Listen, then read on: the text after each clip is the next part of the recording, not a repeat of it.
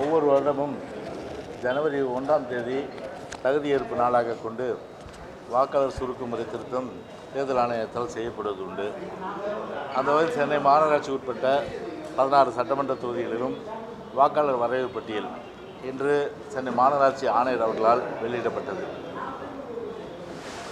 இதில் அனைத்து இந்திய அண்ணா திராவிட முன்னேற்ற கழகத்தின் சார்பில் கழக பொதுச்செயலாளருடைய அறிவுரையின் பேரில் நானும் நம்முடைய மாவட்ட கழக செயலாளர் அருமைசர் பாலகங்கா அவர்களும் இன்றைக்கு கலந்து கொண்டோம். பொதுவாகவே கடந்த தேர்தலில் என்ன ஒரு பிரச்சனைனா, வாக்காளர் ஒரு ஜனநாயக கடமை ஆற்ற முடியாத ஒரு சூழ்நிலை கடந்த நாடாளுமன்ற தேர்தலில் இருந்தது. ஏன்னா பல வாக்குச்சாவடிகளில் கட்சிகளுக்கு கொடுக்கப்பட்ட வாக்குச்சாவடிகள் ஒரு வகையாகவும், அதே போன்று ப்ரிசைடிங் ஆஃபீஸர் என்று சொல்லக்கூடிய தேர்தல் நடத்தும் அலுவலர் அவருக்கு கொடுக்கப்பட்ட வாக்காளர் பட்டியல் ஒரு விதமாக இருக்கும். அப்போ இந்த டிஃப்ரென்சியேஷன் அப்படி இருக்கும்போது பொதுவாகவே பார்த்தீங்கன்னா, இப்போ நான் ஜனநாயக கடமை ஆற்றுவதற்கு நான் என்னுடைய பேர் இருக்கும். எலெக்ஷன் கமிஷன் எனக்கு ஐடென்டி கார்டை கொடுத்துருக்கோம். ஆனால் நான் உள்ளே போய் ஓட்டு போடும்போது என் பேர் டெலிட்டட்னு இருக்கும். அப்போது எப்படிப்பட்ட ஒரு ஜனநாயக படுகொலை இது இந்த மாதிரி வரக்கூடாது என்ற அடிப்படையில் ஒரு ஜனநாயக கடமை ஆற்ற வேண்டும், ஜனநாயக கடமை அவர்கள் நிறைவேற்ற வேண்டும் என்ற அடிப்படையில் கழகத்தின் சார்பில் பல முறை தேர்தல் ஆணையத்திடம் இது குறித்து வலியுறுத்தி, அது ஒரு பக்கம் சென்னையில் ஒரு விசாரணையில் இருக்குது ஒரு விஷயம், அது ஒரு பக்கம் இருக்குது.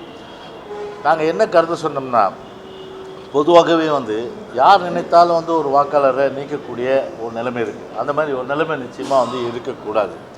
எனவே வாக்காளர் நீக்கப்படனா அவர்களுக்கு எல்லா விதமான அளவுக்கு வாய்ப்புகள் வழங்கப்படணும். அதுதான் ஆப்பர்ச்சுனிட்டிஸ் சொல்லுவாங்க. அந்த ஆப்பர்ச்சுனிட்டிஸ் வாய்ப்புகள் வழங்குவதுதான் உண்மையிலே ஒரு நேச்சுரல் ஜஸ்டிஸாக, இயற்கை நீதியாக இருக்கும்.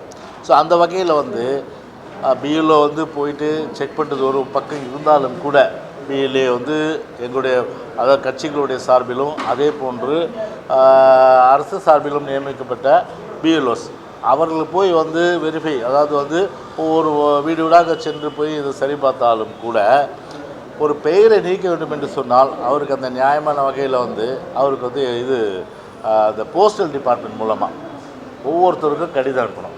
அது அனுப்பப்பட்டதா? இப்போ உதாரணத்துக்கு பார்த்தீங்கன்னா, கிட்டத்தட்ட 96,000 பேர் 96,184 பேர் சென்னையில் புதுசாக சேர்த்துருக்காங்க. அது ஒரு மகிழ்ச்சியான விஷயந்தான், புதிய வாக்காளர்கள் சேர்ந்தது என்பது. அதே நேரத்தில் பார்த்திங்கன்னா மொத்தம் 32,804 பேரை நீக்கியிருக்கிறாங்க. அப்போ அந்த 32,804 பேர் நீக்கப்பட்டவர்கள் உண்மையிலே அவர்கள் பார்த்திங்கன்னா நீக்கப்பட தகுதி உள்ளவர்கள் தானா? அப்போ என்ன மாதிரியான எலெக்ஷன் கமிஷன் ஏற்கனவே அந்த கைட்லைன்ஸ் இருக்குது. ஒவ்வொரு நீக்கிறதுக்கு முன்னாடியும் போஸ்டல் டிபார்ட்மெண்ட் மூலமாக அவங்களுக்கு கடிதம் அனுப்பணும். அந்த கடிதம் அனுப்பி அதன் அடிப்படையில் விசாரணை செஞ்சால் நீக்க முடியும். ஏதோ ஏ பார்ட்டி பிடிக்கல, பி பார்ட்டி ஏ நீக்கிறது, ஏ பிடிக்கலன்னா பி பிடிக்கலாம், ஏ கொடுக்குறது, இதை வச்சு செய்யக்கூடாது. அந்த மாதிரி கடிதம் அனுப்பப்பட்டதா அப்படின்ற கேள்வியும் கழகத்தின் சார்பில் வச்சோம். அந்த மாதிரி கடிதம் அனுப்பப்பட்டதாக சொல்கிறாங்க. அதே போல் டிஎஸ்சி ஒரு சிமிலர் ஐடென்டிட்டி. இப்போ என் பேர் ராயபுரத்தில் இருக்கும், அதே போன்று சாந்தோம்லையும் இருக்கும், 2 இடத்துல. ஆனால் அது மாதிரி இல்லைன்னு வச்சுங்க, 2 இடத்துல இருக்கும். அது டபுள் என்ட்ரி, அதை நீக்கிடுவாங்க. ஆனால் சிமிலர், அதாவது டி ஜெயக்குமார், எங்கள் அப்பா பேர் துரைராஜ் தான், சன் ஆஃப் துரைராஜ்னு சொல்லிட்டு ஒரே சென்னையில் எங்கேயாவது இருப்பாங்க. ஸோ அதாவது ஐடென்டிக்கல் அந்த இதில் வரும்போது அந்த டிஎஸ்சின்னுவாங்க. அதாவது டெமோக்ராஃபிக்கல் இதுபடி பார்த்தீங்கன்னா அந்த என்ட்ரி இருக்கும்.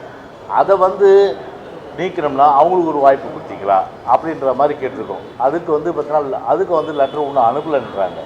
நீங்கள் லெட்டர் அனுப்பி அதுவும் நீங்கள் கேட்டு சரி பார்த்து நீங்கள் அனுப்பணும் அப்படின்னு சொல்லியிருக்கோம். ஒன்று. ரெண்டாவது, இந்த லெட்டர் அனுப்பணும்னு சொல்கிறீங்க. எது அதாவது 32,000 பேருக்கு அனுப்பணும்னு சொல்கிறீங்க. அந்த 32,000 பேருக்கு அனுப்புனது எங்களுக்கு பார்த்திங்கன்னா அந்த யாரெல்லாம் நீக்கினீங்க அந்த பட்டியல் வேணும். அப்போ நாங்கள் போய் வெரிஃபை பண்ண முடியும். பொலிட்டிக்கல் பார்ட்டிஸ் போய் டோர் டு டோர் உண்மையிலே இருக்கிறவங்க நீக்கிட்டாங்களா? இப்போ அதே போல் இன்னொரு காசு சொன்னாங்க, இறந்தவங்களை நீக்கிறது தேர்தல் வந்தால் இறந்தவங்களாம் ஓட்டு போடுறது தேர்தல் காலத்தில் தான், செத்தவனே வந்துடுவான் ஓட்டு போடுறதுக்கு.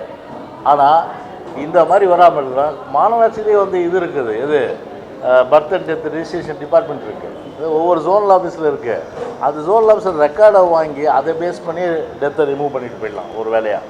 அதனால் மீதி வந்து இந்த ஆள் இல்லாதவங்க, அதே போல் வேறு எங்கேயாவது போயிட்டவங்க ஷிஃப்டடு, இதெல்லாம் நீக்கியிருந்தால் அந்த மாதிரி வந்து பட்டியலை நீங்கள் எங்களுக்கு பொலிட்டிக்கல் இதுவரை அது மாதிரி கிடையாது.